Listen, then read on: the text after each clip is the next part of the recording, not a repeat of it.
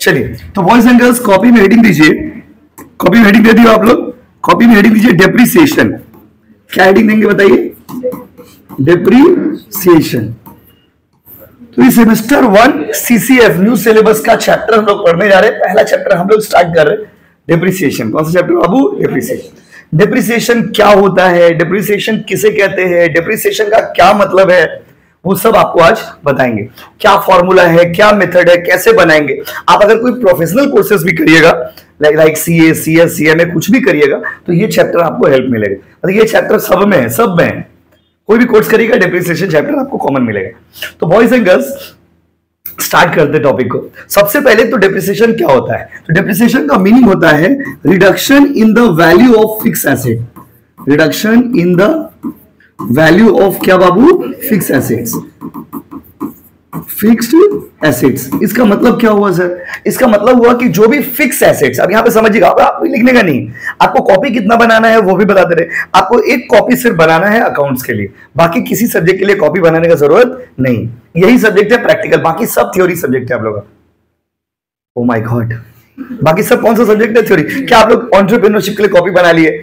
मान लीजिए कोई कॉन्स्टिट्यूशन के कॉपी, सबका बुक बन रहा है हम लोग का, मतलब बहुत सारा बुक रेडी है, एक दो बुक हम लोग रेडी कर रहे हैं, बस हर सब्जेक्ट का बुक है। मतलब आपको कॉपी बनाने का जरूरत नहीं, बस ऐसे ऐसे बुक्स आपको मिलेंगे। देखिए ऐसे ऐसे बुक्स आपको मिलेंगे, बस।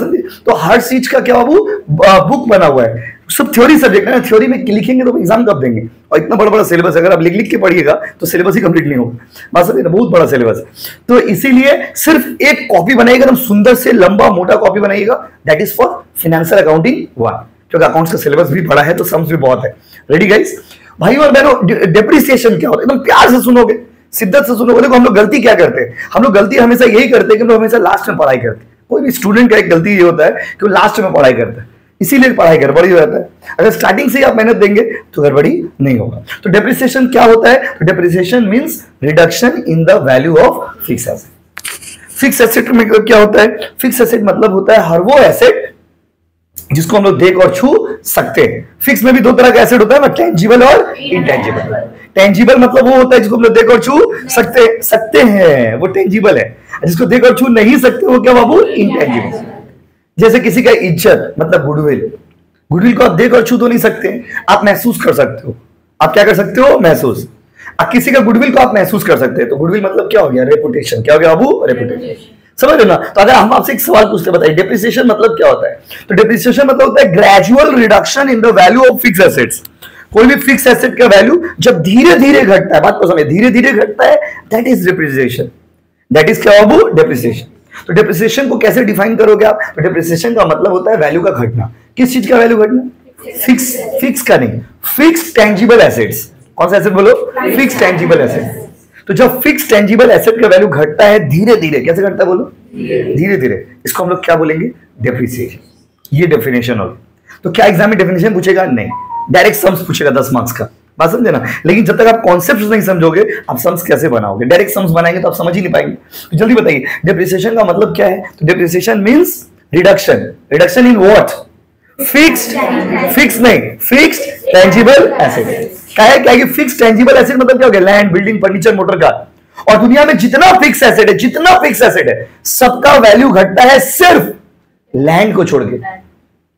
सबका वैल्यू घटता है ना बाबू? सिर्फ किसको छोड़ के बोलिए? लैंड का वैल्यू नहीं घटता है। लैंड का ऊपर होता है एप्रिसिएशन। तो land is the only asset which is एप्रिसिएटिंग asset. Land एकमात्र दुनिया में ऐसा एसेट है जिसका वैल्यू हमेशा बढ़ता है। अगर जमीन खरीदिएगा, आज जमीन खरीदिएगा 1 लाख में, तो आप अगर उसको 10 दिन बाद बेचिएगा, 20 दिन बाद बेचिएगा, 30 दिन बाद बेचिएगा, तो देखिएगा वो बेटा महंगा हो गया। तो 1 लाख का जमीन है, 1,10,000, 1,05,000, 1,20,000, मतलब वैल्यू उसका बढ़ता है। तो जमीन जो है ना, लैंड, वो एप्रिसिएटिंग एसेट है। एप्रिसिएटिंग मतलब उसका वैल्यू हमेशा क्या होगा बाबू? बढ़ेगा, उसका वैल्यू घटता नहीं। बस इसीलिए देखते हो ना, बहुत सारे लोग क्या करते हैं? जमीन खरीद के रख लेते। इवन घर, ये जो घर है, घर का भी वैल्यू घट जाता है। फ्लैट है, इसका भी वैल्यू घट जाता है। जैसे जैसे टाइम बीतेगा, जैसे कोई आदमी खरीदने वाला वो पुराना घर है, आप कितना में लिए मैटर नहीं करता, पुराना घर हम तो एक बैड इमेज बन जाता है। तो फिक्स एसेट्स में याद रखिएगा, सिर्फ लैंड को छोड़ के all fix tangible assets are subject to depreciation. जितने फिक्स एसेट है ना, सबके ऊपर क्या होता है बाबू? डेप्रिसिएशन। अच्छा, जो इंटेंजिबल एसेट है उसके ऊपर क्या होता है? तो इंटेंजिबल एसेट का ऊपर डिप्रिसिएशन नहीं होता है, उसका ऊपर होता है एमोटाइजेशन। क्या होता है बाबू? जैसे गुडविल है, पेटेंट है, कॉपीराइट है, ट्रेडमार्क है, ये सब इंटेंजिबल एसेट। और इंटेंजिबल एसेट का वैल्यू अगर घटेगा तो उसको हम लोग डिप्रिसिएशन नहीं बोलेंगे, क्या बोलेंगे? बोलो, एमोटाइजेशन। एमो पहले लिखिए फिर आगे बताते हैं। लिखिए पॉइंट नंबर 1, प्लीज लिखिए ना, लिखो ना बाबू। चलिए रेडी, देखिए point number 1, it may be defined as, एकदम अच्छा से लिखना कि बगल वाला को आपसे जलन हो जाए, मालूम नहीं लगे आपको। देखिए, it may be defined as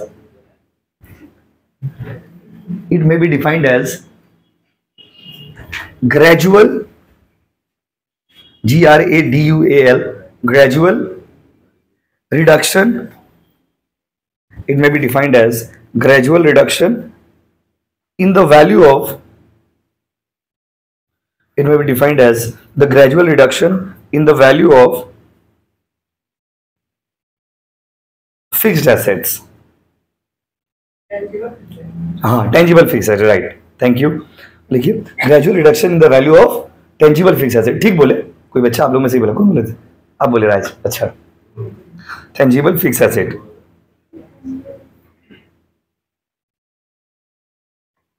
हो गया बाबू? तो टेंजिबल फिक्स एसेट का वैल्यू जब घटता है ना, इसको हम लोग क्या बोलते हैं बाबू बताइए? डेप्रिसिएशन। ये एग्जैक्ट डेफिनेशन हो गया कि gradual reduction in the value of tangible fixed asset. तो ये ऐसे इस तरह से हम लोग पढ़, जैसे ये जो चैप्टर्स है ना, ज्यादातर चैप्टर सेम 1 में वो वाले हैं जो आपका प्रोफेशनल कोर्सेज में भी है। जैसे प्रोफेशनल कोर्सेज में CS, CS, CMA का फाउंडेशन लेवल का पढ़ाई करिएगा, उसमें आपको ये सारे चैप्टर्स दिखेंगे। इसीलिए हम लोग इस तरह से आपको थोड़ा बता रहे डिटेल में, जिससे कि आपको वहां भी हेल्प हो जाए। अगर कोई बच्चा आप लोग में पढ़ाई करोगे भविष्य में तो आपको बेनिफिट हो जाएगा। तो माय डियर स्टूडेंट्स, सबसे पहले बोला कभी नहीं करेंगे, ठीक है? तो डिप्रिसिएशन का मतलब वैल्यू का घटना। टेंजिबल फिक्स एसेट मतलब क्या हो गया? जिसको देख और छू सकते हैं, जिसको देख और छू सकते हैं वो टेंजिबल है, जिसको देख और छू नहीं सकते वो क्या बताइए? इंटेंजिबल। वो क्या बताइए? इंटेंजिबल। ठीक है, तो चलिए अब आते हैं। अच्छा, इंटेंजिबल एसेट के ऊपर क्या होता है बताइए? नॉलेज के लिए ये तो इंटेंजिबल एसेट पे क्या होता है? डिप्रिसिएशन नहीं होता है, एमोटाइजेशन। क्या होता है बोलो? एमोटाइज। कहीं ना कहीं सम्स बनाओगे ना आप तो काम आ ही जाएगा ये लाइन। जल्दी बताइए, अगर गुडविल, पेटेंट, कॉपीराइट, ट्रेडमार्क, किसी का इज्जत को आप देख सकते हैं क्या? किसी का इज्जत को देख सकते हैं क्या? आप गलत सोच रहे दिमाग में, इसलिए आपके चेहरा पे मुस्कुराहट आ रहा है। यहाँ पे गुडविल मतलब बिजनेस का, रेपुटेशन का बात हो रहा है। किसी का इज्जत को आप देख सकते हैं क्या बताइए? किसी इज्जत को तो देख नहीं सकते, छू नहीं सकते हैं, बस क्या कर सकते हो वो महसूस। Goodwill is failed. जैसे आप यहां से समझिए कि अभी ट्यूशन से बाहर निकले, एक तो पूरी दुकान है, वहां पे आप पूरी खाइएगा, तो वो पूरी दुकान में क्या है? 10 रुपया 20 रुपया में पूरी देगा। अब अगर मान लिया पूरी वाले का 5 रुपया करके, 10 रुपया करके, तो आप दोनों गाली देके बाहर निकल जाओगे, क्योंकि आपको लगेगा बाबा 10 रुपया में पूरी बेच रहा है। वही आप हल्दीराम में जाते हो, 100-150 रुपया में दो फूला पूरी खाते हो और आ जाते हो। आप 150 रुपया रेडी टू पे 150 रुपीज फॉर दैट। आप 150 रुपया देने के लिए रेडी है, क्यों बोलिए? तो उसका इज्जत है ना बाबू। क्या है? इज्जत है। गुडविल का पैसा लेता है, क्या है? हल्दीराम में जाइएगा, एकदम ठंडा ठंडा माहौल रहेगा, आप बाबू की निगाहों में, बाबू आपकी निगाहों में 150 रुपया का पूरी हो, और क्या चाहिए जिंदगी में? तो ये एक माहौल का पैसा देता हो, रेपुटेशन का पैसा देते हो। बात समझिए ना। रास्ता का दुकान में अगर चिकन पकौड़ा आप खाते हो, 50 रुपया 100 रुपया प्लेट लेते हैं, तो आप 10 गाली दे देते हो। वही जब KFC में आदमी आता है तो 700-800 रुपया में जो डब्बा खा के आता है। ये क्या है? रेपुटेशन का। यू पे for reputation, not for the product. याद रखिएगा, बिजनेस का रूल होता है। आप पैसा किसके लिए देते हो? आप पैसा रेपुटेशन पे देते हो, पैसा प्रोडक्ट पे नहीं देते हो। क्योंकि आदमी प्रोडक्ट, एक बार अगर कंपनी का रेपुटेशन मार्केट में स्टेबल हो गया तो आदमी उसके लिए कितना भी दे देगा। बात समझ रहे? अगर कोई बिजनेसमैन, जैसे रास्ता से अगर हम जूता खरीदते तो वहां पे 400, 500, 700 के लिए वी कैन बार्गेन। लेकिन जब हम लोग श्रीलेदर में जाते हैं या बाटा में जाते हैं तो आदमी ये माइंडसेट से आता है कि ये महंगा होगा, तभी आदमी खरीदने के लिए आता है। तो एक आदमी पैसा किसके लिए देता है बताइए? पैसा आप पेमेंट करते हो उसका गुडविल के लिए, उसका रेपुटेशन के लिए। बात समझ रहे बाबू? तो वो तो amortisation, goodwill, copyright, patent right, trademark, इन सब चीजों का वैल्यू जब घटेगा ना तो वहां पे कौन सा वर्ड यूज करिएगा? डिप्रिसिएशन नहीं यूज करोगे, क्या यूज करोगे? एमोटाइजेशन। चलो आओ, क्या चीज बाबू? गुडविल का वैल्यू नहीं बढ़ेगा। बस गुडविल का वैल्यू अगर टाइम टू टाइम बताओ तो एप्रिसिएशन हो गया। किसी का वैल्यू बढ़ने से एप्रिसिएशन, बढ़ने से एप्रिसिएशन। और एक तो एसेट होता है करेंट एसेट, जैसे स्टॉक, डेटर्स, उसका वैल्यू में ना कभी बढ़ता है कभी घटता है, उसको बोलते हैं, उसके लिए वर्ड यूज करते हैं फ्लक्चुएशन। क्या यूज करते हैं? फ्लक्चुएशन। सबके लिए एक एप्रोप्रिएट वर्ड बनाया गया। बढ़ने से एप्रिसिएशन, कभी भी बढ़ेगा तो क्या बोलोगे? एप्रिसिएशन। बाय द वे मान लीजिए गुडविल का वैल्यू बढ़ गया तो उसको मान लीजिए बढ़ गया तो उसको क्या बोलेंगे? एप्रिसिएशन। क्या बोलेंगे बताइए? एप्रिसिएशन। घटने से क्या बोलेगा? एमोर्टाइजेशन। समझ रहे ना? और करंट एसेट जो होता है, करंट एसेट समझ, स्टॉक, डेटर्स, बिल्स रिसीवेबल, इन सब चीजों का वैल्यू अगर बढ़ेगा घटेगा, कभी बढ़ेगा कभी घटेगा, तो उसके लिए वर्ड यूज होता है फ्लक्चुएशंस। क्या यूज होता है वो? फ्लक्चुएशन। चलिए, अब ये तो था एकदम थोड़ा डिटेल में आपको पढ़ा रहे, तो ये था इंट्रोडक्शन। क्या था बाबू? इंट्रोडक्शन कि डेप्रिसिएशन क्या है एग्जैक्टली।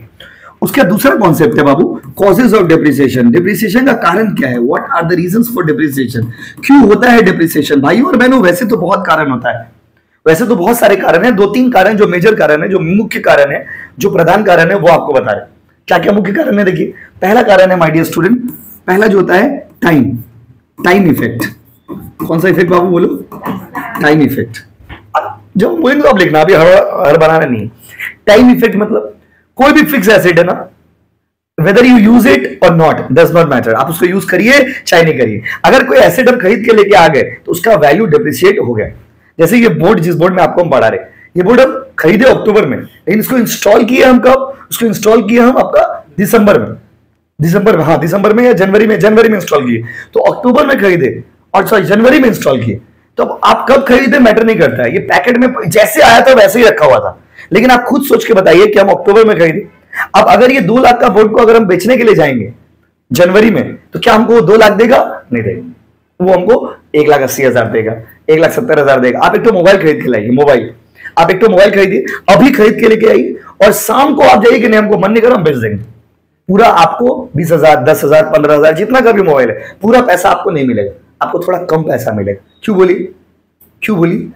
क्योंकि time effect my dear students, time effect. With the passage of time the value decreases. जैसे जैसे वक्त बीतता है वैल्यू घटते जाता है, वैल्यू कम होते जाता है। इसको आप अपना जिंदगी में भी डाल के देखिए ना, जब अपना बाबू से पहली बार बात किए होंगे तो कितना अच्छा से बात करता हो। जो लोग करते हो, जो लोग नहीं करते हो, ये सब चीज बहुत अच्छा है, आप जीवन में बहुत आगे बढ़ोगे। जो लोग फंस गए हैं गलत दिशा में, वो लोग के लिए बता रहे हैं, वो लोग को भी एग्जाम्पल देना होगा ना बाबू। जब पहला दिन बात किए होंगे बाबू से, बोले बाप रे बाप, मैं जिंदगी तुम हो, मेरे जान तुम हो, सुबह शाम मैसेज, दिन दोपहरिया मैसेज, पढ़ाई लिखाई छोड़ के मैसेज, ट्यूशन का 20 से मैसेज, हर एक मिनट का रिपोर्टिंग कर रहे हैं। एक तो ट्यूशन में बैठ गए, एक तो सर आ गए, एक तो स्टैंड लग गया, एक तो क्लास स्टार्ट हो गया, एक तो बाबू अब हम अकाउंट्स पढ़े, एक तो बाबू डेप्रिसिएशन पढ़ रहे, हर एक चीज का रिपोर्टिंग कर रहे। फिर जैसे 1 साल बीतता है, 2 साल बीतता है, फिर डेप्रिसिएटेड होता जा रहा है, फिर मैसेज फोन रखो, अभी डिस्टर्ब मत करो, पढ़ाई करें। वक्त के साथ वैल्यू घट जाता है। सिंपल से चीज आप याद रखिए, टाइम चेंजेस एवरीथिंग। बात समझ रहे बाबू विपिन, टाइम चेंजेस एवरीथिंग। वक्त बीतेगा वैल्यू घटता जाएगा। Everything is valuable at the first स्टेंस। कोई भी चीज स्टार्टिंग में बहुत वैल्यूएबल रहता है। नॉर्मली डेप्रिसिएशन में ये होता है कि टाइम के साथ वैल्यू कम होते जाएगा। आप जैसे जैसे यूज करोगे ना, आप यूज नहीं भी करोगे ना, रखा हुआ रहेगा, वो पुराना हो जाएगा। सिंपल समझ लीजिए आप, लैंड को छोड़ करके building, machine, furniture, motor car, ये सब चीज पुराना हो जाएगा। क्या हो जाएगा? वो पुराना। आप यूज करो चाहे ना करो, पहला है। दूसरा है, क्योंकि देखो आप एक बात समझिए, आप बोलोगे कि हम यूज नहीं कर रहे, बट सामने वाला आदमी ये मानेगा नहीं। वो बोलेगा हमको कैसे पता आपने यूज किया कि नहीं किया, तो वो ये अज्यूम कर लेता है कि अगर ये सामान इसके पास था तो इस व्यक्ति ने इसको यूज किया है। तो वक्त के साथ ना वैल्यू एसेट्स का क्या होता है? वो डिक्रीज होता है। Time effect. कोई आप कोई भी मेरे बात को मिलाना, कोई भी एसेट्स पे आप देख लीजिए, एक मोबाइल खरीद के लाए, एक घड़ी खरीद के लाइएगा, आज उसका दाम है 5,000, कल जाइए 4,500 देगा, परसों जाइए और कम देगा। जैसे जैसे वक्त बीतेगा वैसे वैसे उसका वैल्यू कम होता है। सिंपल। उसके बाद होता है टाइम इफेक्ट के बाद क्या होता है my dear student? Time effect के बाद होता है वियर एंड टियर। ये कुछ इंपॉर्टेंट टर्म्स है जो आपको हम यूज कर रहे हैं और बता रहे हैं। वियर एंड टियर, क्या कि 25 मार्क्स का ट्यूटोरियल एग्जाम होता है, तो कुछ कॉलेज जो है ना बहुत नॉटी है। नॉटी क्यों है? वो लोग क्या करता है ना, जैसे ये एमसीक्यू नॉन एमसीक्यू पेपर है, लेकिन वो क्या करेगा, इंटरनल एग्जाम में, मतलब कॉलेज का जो एग्जाम है उसमें एमसीक्यू ले लेगा। अब बच्चा सोच लेता है एमसीक्यू में क्या पूछेगा, जो आपने नॉन एमसीक्यू में पढ़ा ना वही चीज को घुमा देगा। जैसे कि क्या पूछेगा, which of the following are the causes of depreciation. 2-3 reason दे दिए, आपको बताना है कि कौन सा डेप्रिसिएशन का कारण है, कौन सा डेप्रिसिएशन का कारण नहीं। वैसे ये पूरा नॉन एमसीक्यू पेपर है, पूरा आपका इस एग्जाम में कहीं भी एमसीक्यू नहीं आएगा। हाँ, इंटरनल एग्जाम जो होता है जो कॉलेज के हाथ में है, उसमें कॉलेज कुछ भी कर सकता है, वो कॉलेज के हाथ में।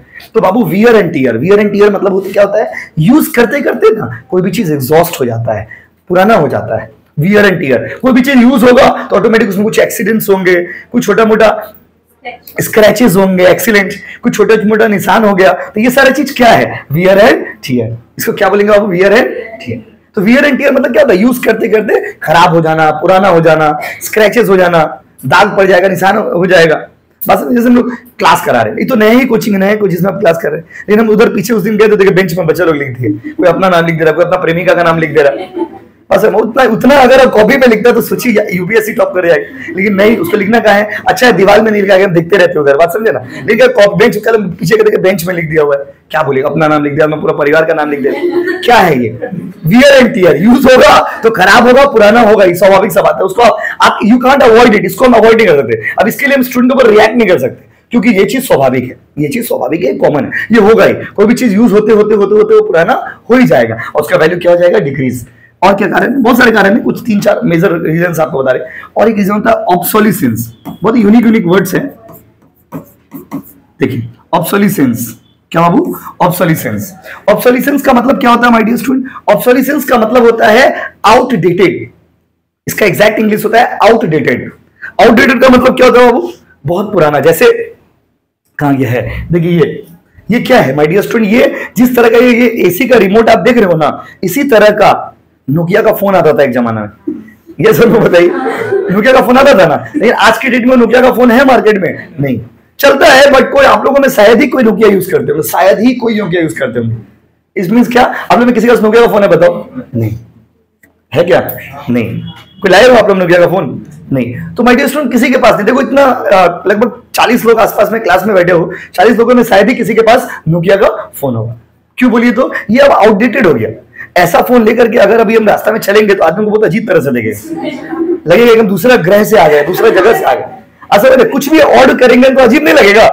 मोबाइल नहीं लेंगे दैट्स ओके फाइन, बट ये वाला मोबाइल लेके अगर रास्ता में चलेंगे, मेरे पास मोबाइल नहीं है दैट्स बेटर, वो अच्छा है। लेकिन अगर ये मोबाइल लेके हम रास्ता में चलेंगे तो आदमी हमको अजीब तरह से घुर घुर के देखेगा, बात समझे ना। और माय डियर स्टूडेंट, लेकिन एक जमाना में तो यही मोबाइल चलता था, पहले भी आपको बताई, एक जमाने में यही मोबाइल का क्रेज था। मतलब कोई लड़का अगर ये मोबाइल लेके निकल जाता था रास्ता में तो सारा एरिया का लड़की लोग उसको देखने लगती थी, घुर घुर के देखती थी, ओ माय गॉड मैं दिल के धड़कन तुम मोबाइल लेके आए हो, ऐसे देखती थी। और आज के डेट में देखिए, आज के डेट में अगर कोई ये मोबाइल लेके जाएगा तो जो प्रपोजल एक्सेप्ट हो गया वो भी आपको ब्लॉक कर देगी इंस्टाग्राम पे, फेसबुक पे, व्हाट्सएप पे। क्या बोले, छी तुम ये मोबाइल चलाते, व्हाट चेंज, क्या बदल गया बताइए, ये अब आउटडेटेड हो गया। कल कोई चीज नया था, आज वो चीज क्या हो गया, पुराना।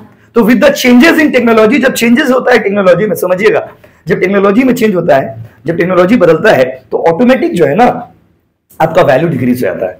जैसे टेक्नोलॉजी चेंज हो गया तो अब आपका जो नया टेक्नोलॉजी आया उसका तो डिमांड है। जैसे आप समझिए, पंखा का डिमांड तब तक था जब तक कूलर मार्केट में नहीं था, कूलर का डिमांड तब तक था जब तक एसी मार्केट में नहीं था, एसी का डिमांड और बढ़ गया जब से ये, देखो पहले वाला एसी, आपने पुराना जमाना का एसी देखे होंगे कहीं किसी के घर में, उसमें क्या था, डब्बा, बड़ा बड़ा डब्बा रहता था घर का, हाँ विंडो एसी, थैंक यू, घर का इधर इतना बड़ा डब्बा रहता था, पूरा आधा जैसे दीवार है, आधा दीवार में उसको पूरा फिक्स करना पड़ता था, और देखने में भी घर का शोभा सुंदर खराब कर देता था। तो उसके लिए क्या बनाया गया बताइए, ऐसा स्टाइलिश एसी बनाया गया, ऐसा लग रहा कि कुछ है ही नहीं इसमें, लेकिन बहुत कुछ है। तो जब ये आया तो उसका डिमांड खत्म हो गया। तो जैसे जैसे वक्त बदलते जाता है, नए नए प्रोडक्ट मार्केट में लॉन्च होते हैं, और जब नया कोई मशीन, नया कोई टेक्नोलॉजी आ जाता है तो पुराना टेक्नोलॉजी क्या हो जाता है बाबू, आउटडेटेड। आउटडेटेड मतलब ऑब्सोलीट, ऑब्सोलीट के मतलब होता है ऑब्सोलिसेंस। तो obsolescence is one of the reason of also the depreciation.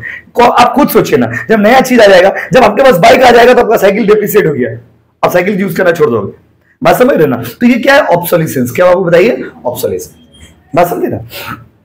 और एक रीजन लिख देते हैं, चाहे तो रीजन लिख देते हैं बस, time effect, wear and tear, obsolescence. और एक रीजन होता है एक्सीडेंट।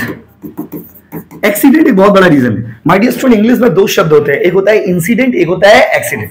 इंसिडेंट मतलब कुछ भी अच्छा हो रहा है वो इंसिडेंट है, और एक्सीडेंट मतलब कुछ भी बुरा हो रहा है वो एक्सीडेंट है।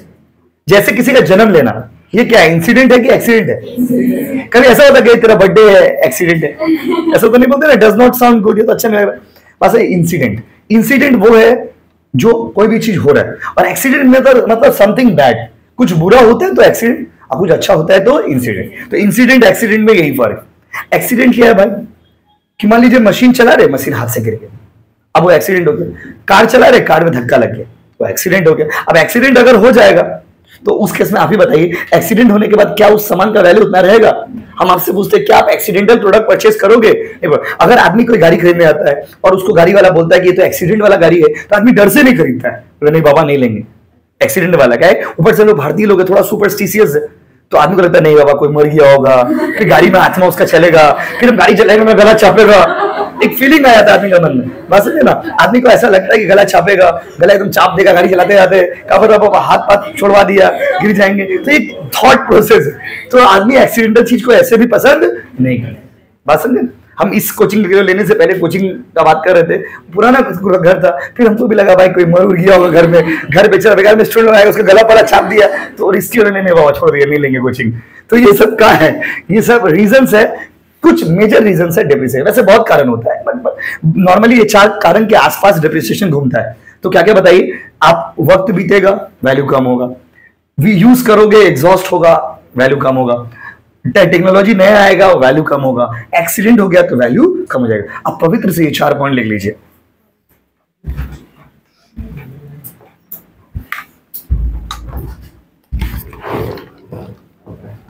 उतारो, ऑनलाइन वाले उतारो, बोर्ड में देख रहे हो उतारो।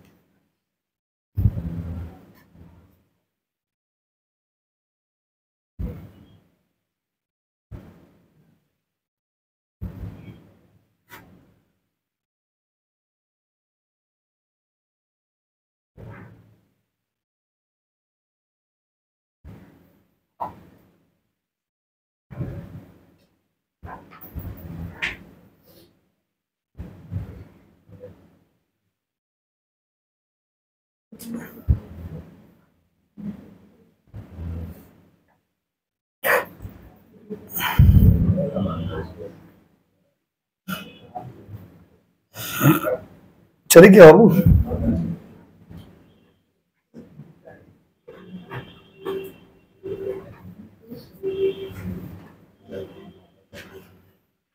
चले क्या? देखिए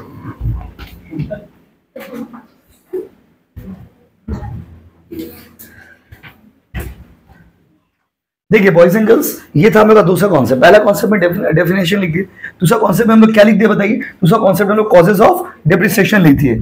अब तीसरा कॉन्सेप्ट क्या है देखिए, थोड़ा आगे बढ़ते हैं। इतना बड़ा सिलेबस है ना सेम 1 का, और कि आप पढ़ते पढ़ते थक जाएंगे, आपको पढ़ाई कंप्लीट नहीं हो, इतना बड़ा सिलेबस सीयू बनाया है। एक्चुअली क्या है देखिए, जैसे जो भी सब्जेक्ट्स बाद के सेमेस्टर्स में भी पढ़े थे वो सबको भी सेम 1 में लाके दे दिया है। 4 सब्जेक्ट तो नॉर्मल है आपका, 4-5 सब्जेक्ट नॉर्मली एक सेमेस्टर में होना चाहिए, होता भी है। जैसे सेम 2 से जाइएगा तो सेम 2 में 4-5 सब्जेक्ट है, सेम 3 में 4-5 सब्जेक्ट, तो ऐसे नॉर्मल है। लेकिन सीयू क्या किया है, सीयू किया है आपका कि सेम 1 में 7 सब्जेक्ट डाल दिया है। लो बेटा, और ऐसा रहता है कोई सब्जेक्ट का एग्जाम नहीं देना होगा, सबका एग्जाम देना है। हाँ, किसी किसी का एग्जाम होम सेंटर में होता है, होम सेंटर में एग्जाम है, या कॉलेज में एग्जाम देना है अपना कॉलेज में, जिस कॉलेज में आप पढ़ेंगे, तो वहां पे एक अच्छा इन्वायरमेंट बन जाता है कि चलो अपना कॉलेज तो थोड़ा कंफर्टेबल हो जाता है, बट पेपर तो देना होगा, बात समझे, यही चीज है। तो बॉयज एंड गर्ल्स, अब आते हैं अगले टॉपिक की तरफ। अगला टॉपिक क्या है, अब आपको लगेगा आते हैं डिप्रिसिएशन का मेथड्स ऑफ डिप्रिसिएशन। देखो वैसे तो डिप्रिसिएशन का बहुत सारा मेथड्स होता है, डिप्रिसिएशन चार्ज करने का लॉट्स ऑफ मेथड्स, बहुत सारे मेथड्स होते हैं, लेकिन आप लोग के एग्जाम्स के लिए, आप लोग के सिलेबस के लिए 2 मेथड आपको पढ़ना है। कितना मेथड पढ़ना है बोलो बाबू? आपके एग्जाम के लिए आपको 2 मेथड पढ़ना है। एक मेथड का नाम है straight line method. Oh my God, क्या नाम है बोलो? Straight line. रुकिए, इसका और एक तो नाम है, देखिए, original cost method. Original cost method, इसका और एक नाम है। स्ट्रेट लाइन मेथड हो गया, ओरिजिनल कॉस्ट मेथड हो गया, और इसका एक नाम है फिक्स्ड इंस्टॉलमेंट मेथड। अब देखिए, तीनों में से कोई भी नाम देगा ना तो आप कंफ्यूज मत होइएगा एग्जाम में। बहुत बच्चे कंफ्यूज होते हैं, बोले कि हम तो स्ट्रेट लाइन पढ़े थे, एग्जाम में दे दिया ओरिजिनल कॉस्ट। अरे तीनों एक ही चीज का नाम है, straight line method, original cost method, और क्या बाबू? Fixed instalment method. समझ रहे हो ना? समझ रहे हो ना? उसके बाद दूसरा मेथड क्या बताइए?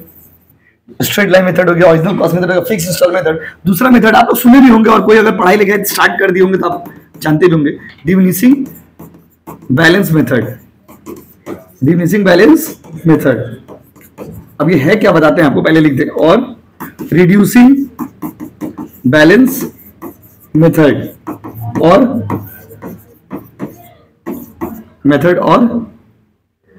Retain down value method. क्या जवाब? हाँ, उसके नीचे कर दे रहे वैल्यू मेथड। कैमरा नीचे कर दे रहा हूँ, एक मिनट रुको। देखिए, रिड्यूसिंग बैलेंस मेथड और क्या बाबू, रिटेन डाउन वैल्यू मेथड। तो देखिए, इस एक ही चीज का कितना नाम है बाबू? 3 नाम है। अब हम लोग सम्स बनाएंगे तो बार बार तीनों नाम तो यूज नहीं करेंगे, कोई एक नाम से सम्स बनाएंगे, लेकिन आप समझ जाना कि तीनों क्या बाबू एक ही है। तो बताइए, तीनों एक है कि अलग है? सोच के बोलो। तीनों एक है। और ये तीनों एक है कि अलग है? बोलिए एक है। तो प्लीज एक बार नाम उतारिए, फिर बताते हैं। उतारिए। नहीं दिखा बाबू? वाह, हाँ, ওইটাই সেলস হবে। Yes, exactly.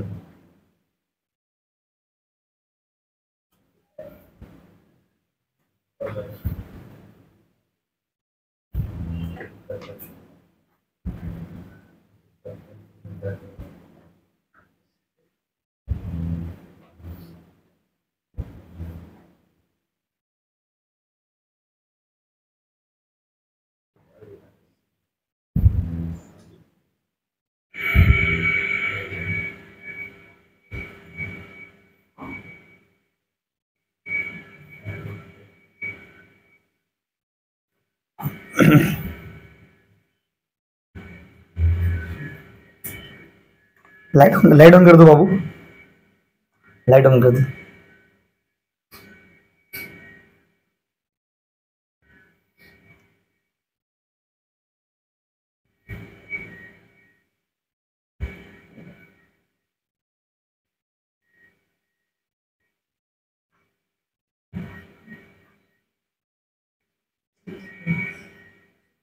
दादा उसको ठीक करिए, I can't start my courses. जल्दी जल्दी करिए ना, बहुत दिक्कत हो रहा है हमको। 5 दिन हो गया, 5 दिन बीत चुका ऑलरेडी, और क्लासेस भी नहीं करा पा रहे ना, लैपटॉप में चलता था वो लिंक।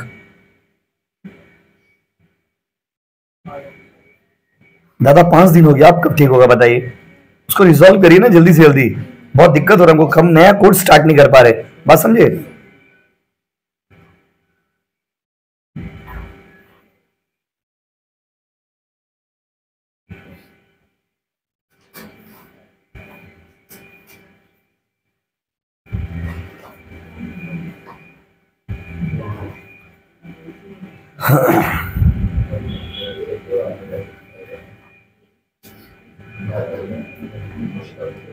ऐसे भी कर सकते हो, कोई दिक्कत नहीं।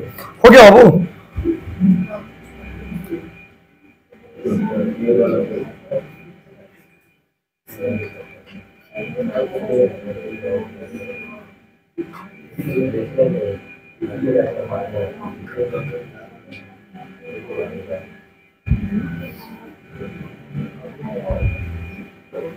कल आपको क्लास 12 का एक लड़की का डिटेल्स भेजे थे, उसको घर में बुक भिजवा दीजिए ना प्लीज। 12 का एक सेट बुक भेजा हुआ है ना, उसको भिजवा दीजिए ना, बहुत दूर से का स्टूडेंट है।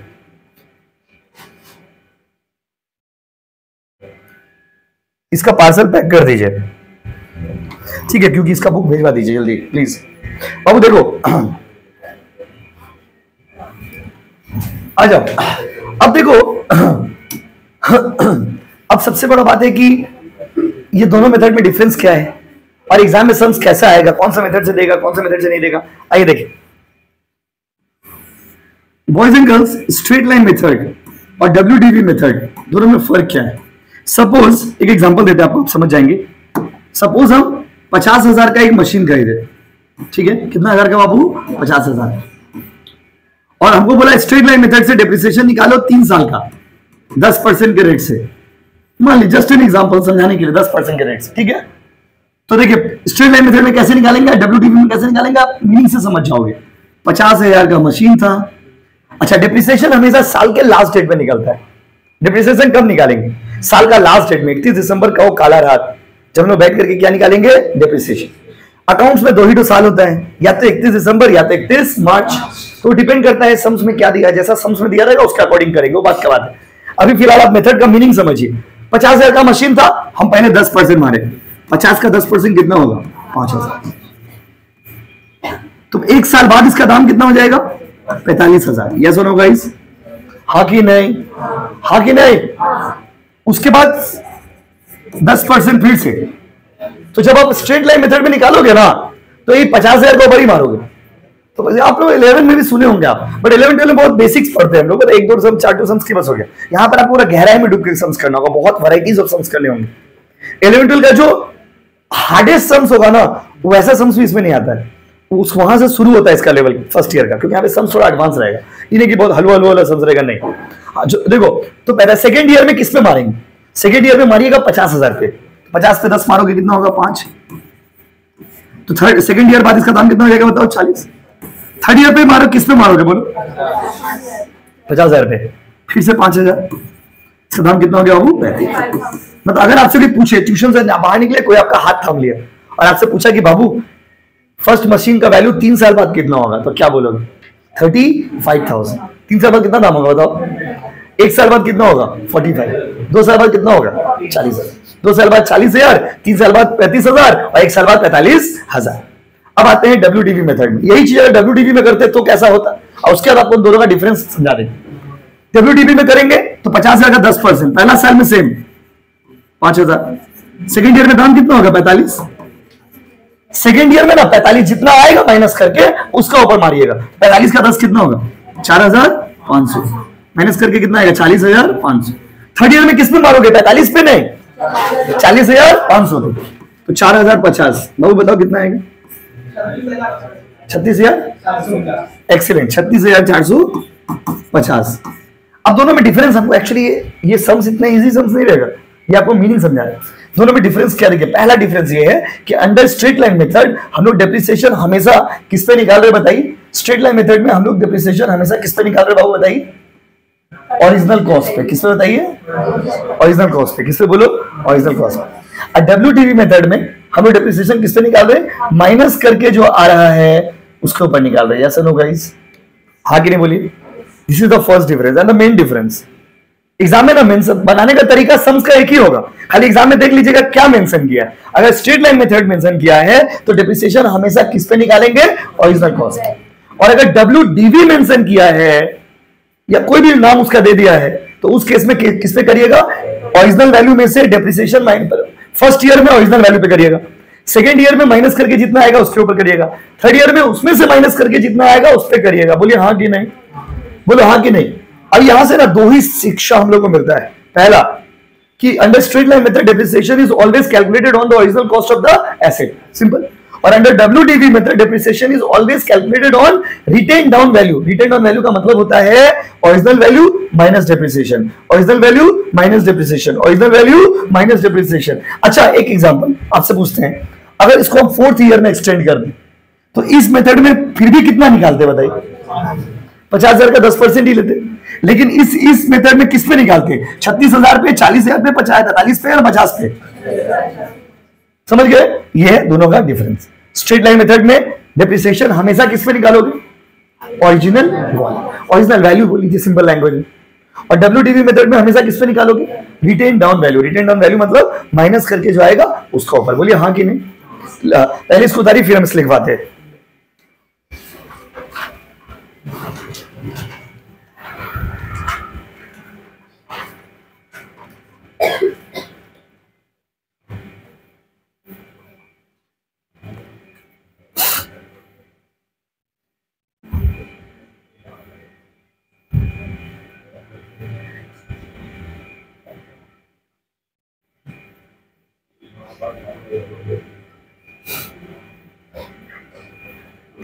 बाबू आप लोग अपना नाम लिख के ना भेज दीजिएगा व्हाट्सएप में।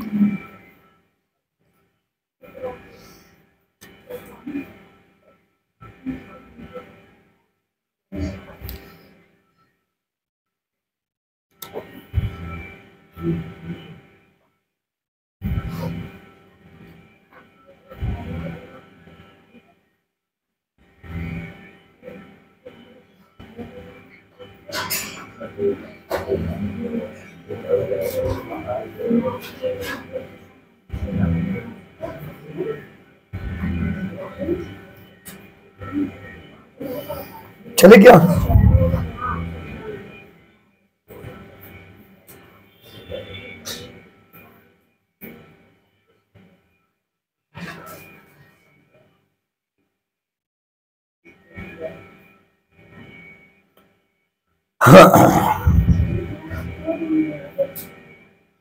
चले हो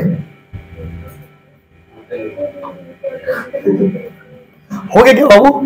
बता लियो ना, ये वाला चार्ट कॉपी कर लिए। अब देखिए,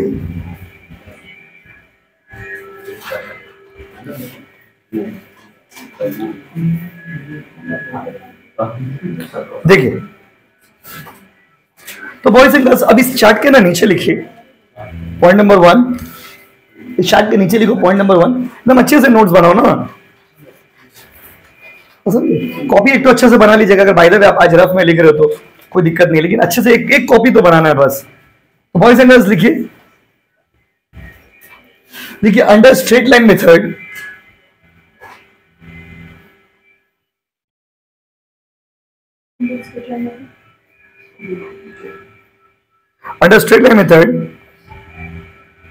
depreciation is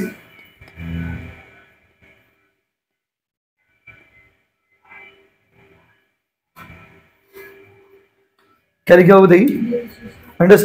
under depreciation is always calculated on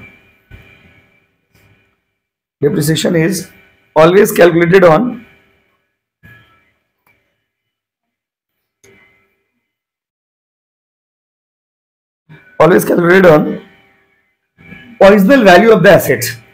वो ठीक है, रहने दीजिए। original value of the asset,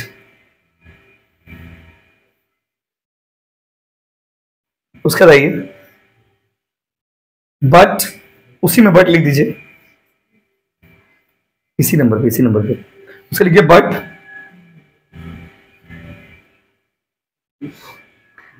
but under WDV method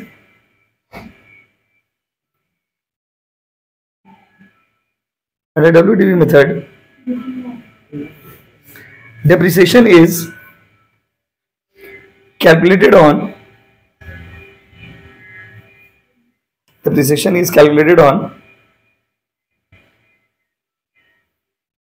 written down value।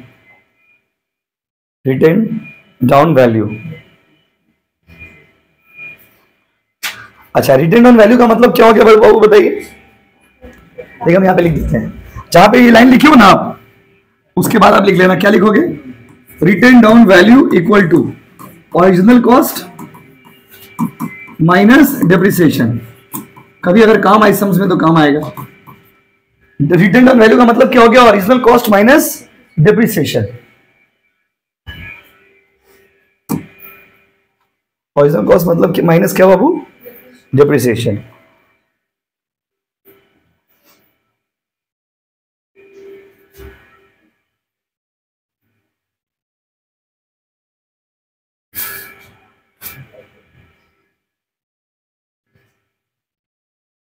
ठीक है, अब इसके आगे फिर हम लोग अगला दिन कंटिन्यू करेंगे। Thank you so much. कल पॉम का क्लास है, पॉम 10 बजे। पॉम मतलब प्रिंसिपल एंड मैनेजमेंट।